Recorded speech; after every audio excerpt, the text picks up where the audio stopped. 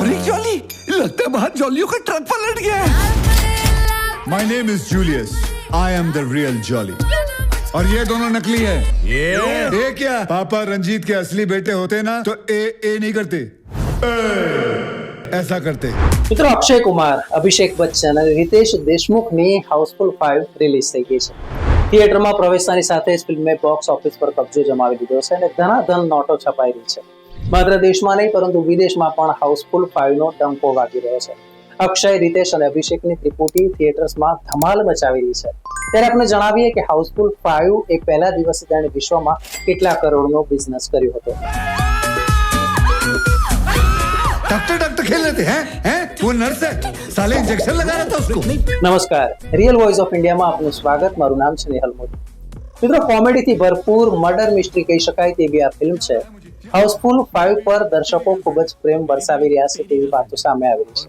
આ સાથે ફિલ્મને વિવેચકો તરફથી પણ સારા રિવ્યુ મળ્યા છે. તો આ દરમિયાન હાઉસફુલ 5 ની પહેલા દિવસની વિશ્વવ્યાપી કમાણીનો આંકડો સામે આવ્યો છે.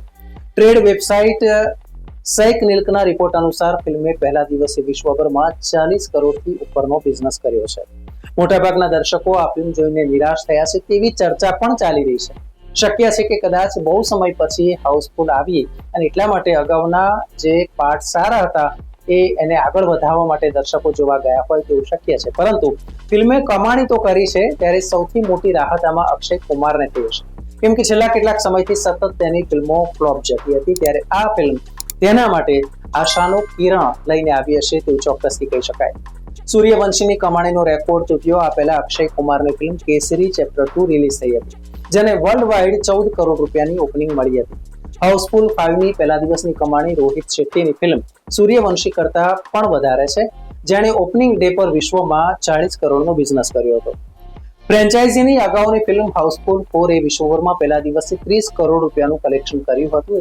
એની કમ્પેરમાં કહી શકાય કે આ મૂવીનું કલેક્શન સારું રહ્યું છે.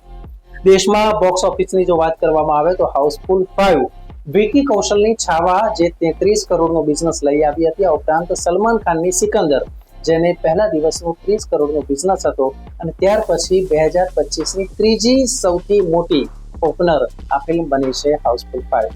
જ્યારે અજય દેવગનની રેડ 2 એ દેશભરમાં પહેલા દિવસે માત્ર 19 કરોડનું કલેક્શન કર્યું હતું.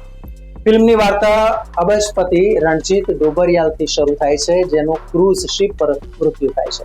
ત્યારબાદ જોલી નામના 3 લોકો આગળ આવે છે અને તેની સંપત્તિ પર પોતાનો હક તેઓ દર્શાવે છે. એવો દાવો કરવામાં આવ્યો છે. ત્યારે હવે આ ફિલ્મ છે તે કઈ રીતે સફળ ગઈ છે, ખાસ વાત એ છે કે આ ફિલ્મમાં એન્ડ 2 આપવામાં આવ્યા છે. એટલે આ ફિલ્મ 2 વર્ઝન છે, હાઉસફુલ 5A અને હાઉસફુલ 5B. આ રીતે તેને રિલીઝ કરવામાં આવી છે. દરેકમાં અલગ અલગ ખૂણી છે. અહીં આપણે જણાવવાનું કે આ પહેલી વાર પ્રયોગ થતો હોય તેવું જોવા આવી રહ્યું છે. અહીં આપણે જણાવવાનું કે સંજય દત્ત, ફરદીન ખાન, શ્રેયસ તળપદે, નાના પાટેકર, જેકી શ્રોફ, ડીનો મોરિયા, ચિત્રાંગદા સિંહ, સોનમ બાજવા, ચંકી પાંડે, નિકિતિન ધીર અને જોની લીવર જેવા સ્ટાર્સ પણ મહત્વની ભૂમિકામાં છે. આ ફિલ્મ પોપ્યુલર હાઉસફુલ ફ્રેન્ચાઇઝીની 5મી ફિલ્મ છે અને તેનું નિર્માણ સાજિદ નડિયાદવાલા દ્વારા કરવામાં આવ્યું છે. તો આ ફિલ્મના ડિરેક્ટર તરુણ મનસુખાની છે. હવે જોવાની વાત એ છે કે શરૂનો બિઝનેસ તો આ ફિલ્મે કર્યો છે, પરંતુ પાછળ પણ આટલી જ સુપર ડુપર રહેશે કે કેમ એ એક વિષય છે. અને સાથે પણ જોવાનું રહેશે કે કેટલાક જે દર્શકો જ્યારે થિયેટરની બહાર તેઓ આવે છે, મૂવી જોઈને આવે છે, ત્યારે રિવ્યુમાં કેટલાક લોકો 5માંથી 1 કે પછી 5માંથી 2 પણ આપે છે. ન્યૂઝ, વ્યૂઝ અને એનાલિસિસ માટે આપ જોતા રહો રિયલ વોઇસ ઓફ ઇન્ડિયા. ધન્યવાદ. મિત્રો, આપ યુટ્યુબ ઉપરાંત ફેસબુક, ઇન્સ્ટાગ્રામ, એક્સ સોશિયલ મીડિયાથી પણ અમારી સાથે કનેક્ટ રહી શકો છો.